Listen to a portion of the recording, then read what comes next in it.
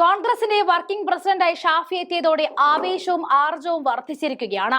പിണറായി സർക്കാരിനെതിരെ ആഞ്ഞടിച്ചുകൊണ്ടാണ് ഷാഫി തുടക്കം കുറിക്കുന്നത്. ചരിത്രത്തിൽ ആദ്യമായി പെൻഷൻ കൊടുക്കാത്ത ആശമാരെ തെരുവിലിറക്കിയ സർക്കാരാണ് ഇടത് സർക്കാർ എന്ന് ഷാഫി തുറന്നടിച്ചു. വീഡിയോ ദൃശ്യങ്ങൾ കാണാം. കേരളത്തിലെ സർക്കാർ ജീവനക്കാരുടെ കാര്യത്തിൽ ചരിത്രത്തിലില്ലാത്ത ഒരുപാട് നേട്ടങ്ങൾ ഉണ്ടാക്കിയ ഗവൺമെന്റാണ്. ചരിത്രത്തിൽ ആദ്യമായി ശമ്പളം മുടക്കിയ ഗവൺമെന്റാണ്. ചരിത്രത്തിൽ ആദ്യമായി ശമ്പളം ഇൻസ്റ്റാൾമെന്റ് ആക്കിയ ഗവൺമെന്റാണ്. ചരിത്രത്തിൽ ആദ്യമായി ഇത്രയും വലിയ കുടിശ്ശിക DA ഉൾപ്പെടെയുള്ള കാര്യങ്ങൾ വരുത്തിയ ഗവൺമെന്റാണ്. ചരിത്രത്തിൽ ആദ്യമായി പരിഷ്കരണം ഇത്രയും വൈകിച്ച ഗവൺമെന്റാണ്. നിങ്ങളുടെ പരിഷ്കരണം എന്തായി?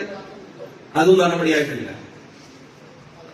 സത്യം പറഞ്ഞ ജനങ്ങൾ ആഗ്രഹിച്ചു നിൽക്കുകയാണ്. ഇത് ആരെങ്കിലും ഒന്ന് എടുത്ത് ചുമന്നു മാറ്റി ഇതിനെ മാറ്റിയിട്ട് നാട്ടിലൊരു സമാധാനം ഉണ്ടാകുന്ന, വളർച്ചയുണ്ടാകുന്ന, അവകാശങ്ങൾ നേടിയെടുക്കാൻ കഴിയാവുന്ന ഒരു സംവിധാനം വരണമെന്നുള്ളത്. ആ ഉത്തരവാദിത്തമാണ് പാർട്ടി എന്നുള്ള നിലയിൽ നമ്മൾ ഏറ്റെടുക്കേണ്ടതെന്ന് കൃത്യമായി പറയുന്നു. അതുകൊണ്ട് തന്നെ മാധ്യമപ്രവർത്തകർ ചോദിച്ചു, നിങ്ങൾ പുതിയ നേതൃത്വം എന്ന് വെച്ചാൽ, പുതിയ നേതൃത്വം എന്ന് പറഞ്ഞാൽ പഴയ നേതൃത്വം മോശമായത് കൊണ്ടുവരുന്ന നേതൃത്വം അല്ല.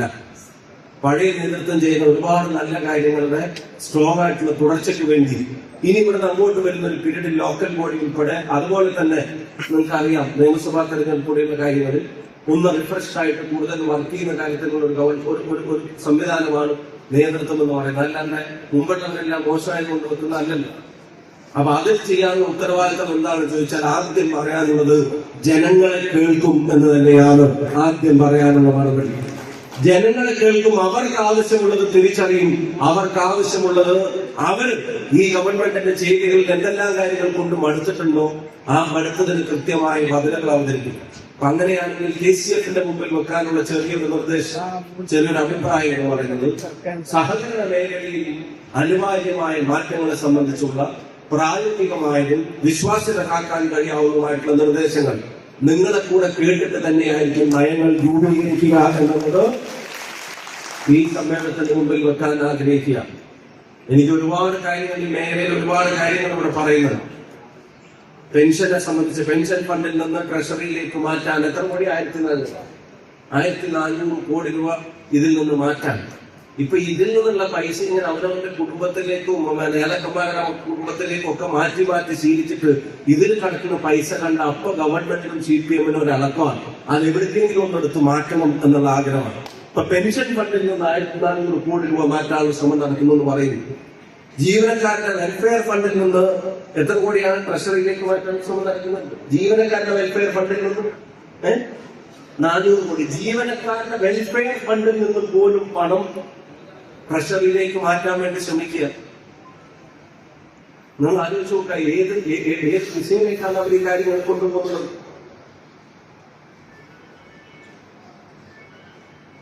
ഇത് ഓരോ മേഖലയിലും ഇപ്പൊ പുനരുദ്ധാരണ നിധി എന്ന പേരിൽ അവിടെ മാറ്റിവെച്ച റിസർവ് ഫണ്ടിന്റെ കാര്യത്തിൽ അതിലാളുകൾ ആശങ്കകൾ അറിയിക്കുന്നു. സഹകരണ മേഖലയിൽ നിക്ഷേപം നടത്തിയിട്ടുള്ള ആളുകൾക്ക് സർക്കാരും കേരള ബാങ്കും ഒരു തരത്തിലുള്ള നിക്ഷേപം തിരിച്ചു കിട്ടാത്തതിനെ സംബന്ധിച്ച് നിയമസഭയിൽ ഒരു പ്രഖ്യാപനം കഴിയുന്നുണ്ടായിരുന്നു. 3 കോടി കൊടുക്കുന്നവർക്ക് എന്തൊരു കയ്യടിയായിരുന്നു പറയുന്നത് MLA-മാരാണ് കുറച്ച് ആൾക്കാർ. എന്തിനാ ഒരു സാഹചര്യം അവിടെ ഉണ്ടാക്കി വെച്ചത്? ആ സാഹചര്യം എന്തിനാ അവിടെ ഉണ്ടാക്കി വെച്ചത്? സഹകരണ മേഖലയിൽ പല സ്ഥലങ്ങളിലും വീഴ്ച നടക്കുന്നുണ്ട്, ഇല്ലാന്ന് നമുക്ക് പറയാൻ പറ്റില്ല. ചില ബാങ്ക് അതിനെ ജനറലൈസ് ചെയ്യുന്ന തരത്തിൽ അത്തരം വീഴ്ചകളെ കൃത്യമായി അറിഞ്ഞിട്ടും മൗനം പാലിച്ചു നടപടിയെടുക്കേണ്ട ഗവൺമെന്റ് അതിന് പിന്തുണ കൊടുത്തിട്ടുണ്ട്. അത് പരമാവധി ഊറ്റിയെടുക്കാൻ പാർട്ടി പിന്തുണ കൊടുത്തിട്ട് ഈ മേഖലയോട് തന്നെ ജനങ്ങൾക്ക് വിശ്വാസമില്ലാത്ത തരത്തിലേക്ക് കാര്യങ്ങൾ മാറ്റുകയല്ലേ? ഞാൻ ചോദിക്കുന്ന, ഒരു അടിയന്തരമായ ആവശ്യം വരാതെ ഏതെങ്കിലും ഒരു ചെറുപ്പക്കാരൻ ഒരു സഹകരണ മേഖലയിൽ വന്നിട്ട് ഇവിടെ വന്നിട്ട് അക്കൗണ്ട് തുറക്കണമെന്ന് നിങ്ങളോട് പറയുന്നുണ്ടോ? നിങ്ങൾ ശ്രദ്ധിക്കുന്നുണ്ടോ? ഒരു ചെറുപ്പക്കാരൻ വന്നിട്ട് സഹകരണ മേഖലയിൽ ഒരു അക്കൗണ്ട് തുറക്കാന്ന് പറയുന്നത്, ഒരു ചെറുപ്പക്കാരൻ വന്ന് അവരുടെ ധനയിടപാടുകൾക്ക് സഹകരണ മേഖലയിലെങ്കിലും സ്ഥാപനത്തെ ഉപയോഗപ്പെടുത്താൻ അവർ പറയുന്നുണ്ടോ? അപ്പൊ ആ കമ്മ്യൂണിറ്റിയിലേക്കും ആ ജനറേഷനിലേക്കും ഇതിന്റെ വിശ്വാസ്യത പാടെ തകർക്കുന്ന തരത്തിലുള്ള വാർത്തകളും പ്രചരണങ്ങളും നടത്തുമ്പോൾ അത് ഏറ്റവും അപകടകരമാവുന്നത് അത്തരം തട്ടിപ്പുകൾക്ക് ഗവൺമെന്റ് കൊടുക്കുന്ന പിന്തുണയാണ്. പാർട്ടി തട്ടിപ്പിന് നേതൃത്വം നൽകുമെന്നുള്ളത് പലരും മനസ്സിലാക്കുന്നുണ്ട്. ഭരിക്കുന്നവരുടെ പാർട്ടി ആ പിന്തുണക്കപ്പുറത്തേക്ക് ഗവൺമെന്റ് നേരിട്ട് അതിന് പിന്തുണ കൊടുക്കുന്ന സാഹചര്യം. അതേസമയം എന്താ, സർക്കാരിന്റെ അധികാരത്തിന്റെ തള്ളുപയോഗിച്ചിട്ട് ഈ സ്ഥാപനങ്ങൾ മുഴുവൻ പിടിച്ചെടുക്കാനുള്ള ശ്രമങ്ങളും നടത്തുന്നു. വലിയ സഹകരണ മേഖലയിൽ ഒരുമിച്ച് നിൽക്കണം, പോരാടണം, കേന്ദ്രത്തിന്റെ ഇടപെടലിനെതിരെ സംസാരിക്കണം എന്നൊക്കെ പറഞ്ഞിട്ട് കോഴിക്കോട് ജില്ലാസഭയിലെ ബാങ്കിന്റെ കാര്യത്തിൽ എന്താ ഉണ്ടായത്? മസിൽ പവറും അധികാരത്തിന്റെ പവറും ഉപയോഗിച്ച് പോലീസിനെ ഉപയോഗിച്ച് ജനാധിപത്യ രീതിയിൽ നടക്കേണ്ട ഒരു തെരഞ്ഞെടുപ്പിനെ മുഴുവൻ അട്ടിമറിച്ചു.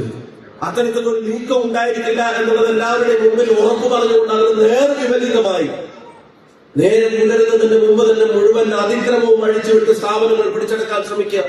ഇപ്പോഴത്തെ 3-1 ആൾക്കാർ ഒപ്പിട്ട് കൊടുത്ത ഉടനെ തന്നെ അവിശ്വാസ പ്രമേയത്തിന് യോഗം വിളിക്കണമെന്ന് പറയുന്നുണ്ടോ? ഈ ഒപ്പിട്ട് കൊടുത്തവരുടെ വിശ്വാസതയും മറ്റു കാര്യങ്ങളും ഒന്നും നോക്കാതെ കൂടുതൽ സ്ഥാപനങ്ങൾ പിടിച്ചെടുക്കാൻ ശ്രമം. ഇപ്പൊ കാർഷിക വികസന ബാങ്കിന്റെ കൂടെ കാര്യത്തിന് വേണ്ടിയിട്ടാണ്. ഇപ്പൊ സഹകരണ മേഖലയിൽ ഗവൺമെന്റ് ഒരു തരത്തിലുള്ള സഹകരണവും അതിന്റെ ജനാധിപത്യ സംവിധാനത്തോട് പുലർത്തുന്നില്ല.